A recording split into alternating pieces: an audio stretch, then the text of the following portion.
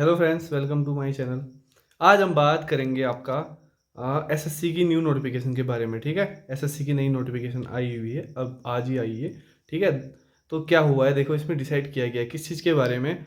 जो हमारे एग्ज़ाम होने वाले थे, कौन से, एक तो एमटीएस का होने वाला था, और एक सीपीओ में एसआई का, सीपीओ एसआई का मेंस, ठीक है, टीयर सेकंड मेंस, और सीएचएसएल का साथ में सिलेक्शन पोस्ट का, और कंबाइंड सीजीएल का, मतलब ठीक है 5 एग्जाम होने वाले थे हमारे। तो सबसे पहले एमटीएस का वैसे जो दिया हुआ था हमारे पास, दिया हुआ था कि अप्रैल 2023 में एग्जाम होगा आपका। अप्रैल का मंथ दिया था, शायद कुछ नहीं बन पाया होगा अप्रैल का सिस्टम, तो उनने क्या किया, 2 मई से लेकर के 19 मई के बीच में एग्जाम होने वाला है। ठीक है, ये एग्जाम 2 पारियों में होगा। 2 पारी मतलब पहले एक बार 2 मई से लेके 23 मई, सॉरी 19 मई के बीच में होगा। उसके बाद दूसरी पारी में होगा ये 13 जून से लेकर के 20 जून के बीच में। आया समझ में? 2 बार में पेपर होने वाला है। पहले 2 मई से 19 मई तक, दूसरा वाला 13 मई से 13 जून से 20 जून के बीच में। आया समझ में? अच्छा, इसी बीच में ये क्या कर रहे हैं, ये सब इंस्पेक्टर का सीपीओ एसआई का जो आपका मेंस है टीयर 2, ठीक है ना, टीयर सेकंड मेंस है, वो भी क्या करेंगे, ये 2 मई को ही कर देने वाले। एक ही दिन पेपर होगा, वो मेंस का होता है 200 नंबर इंग्लिश का। आया समझ में? एक ही दिन में होगा, तो इसका मतलब है एक दिन में एक शिफ्ट में होगा, तो नॉर्मलाइजेशन का कोई झंझट नहीं। ठीक है ना? आया समझ में? अब आगे चलते हैं थोड़ा सा। आगे क्या है हमारे पास, फिर सीएचएसएल की बात कर रहा है। ये भी सेकंड टीयर 2 मतलब मेंस की बात कर रहा है। ठीक है, मेंस की बात कर रहा है, फिर इसका थोड़े दिन पहले ही हुआ था।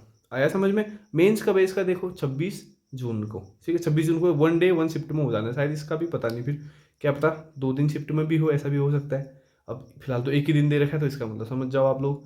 अब इसके बात करेंगे सिलेक्शन पोस्ट की बात। फेज 11 अभी आया था हाल ही में, इसके आए थे फॉर्म। ठीक है, पिछले महीने आए थे फॉर्म इसके।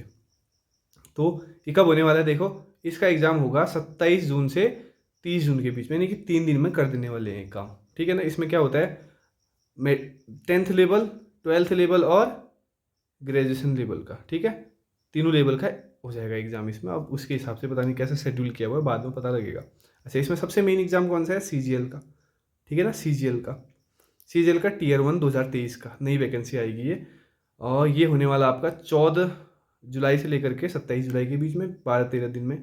अच्छा, इसके जो फॉर्म आएंगे, फॉर्म कब आने वाले हैं इसके फॉर्म आने वाले हैं 1 अप्रैल को। लिखा हुआ 1 अप्रैल है, लिखा हुआ क्या लिखा है, 1 अप्रैल लिखा हुआ है, तो शायद 2-4 दिन आगे पीछे हो सकता है।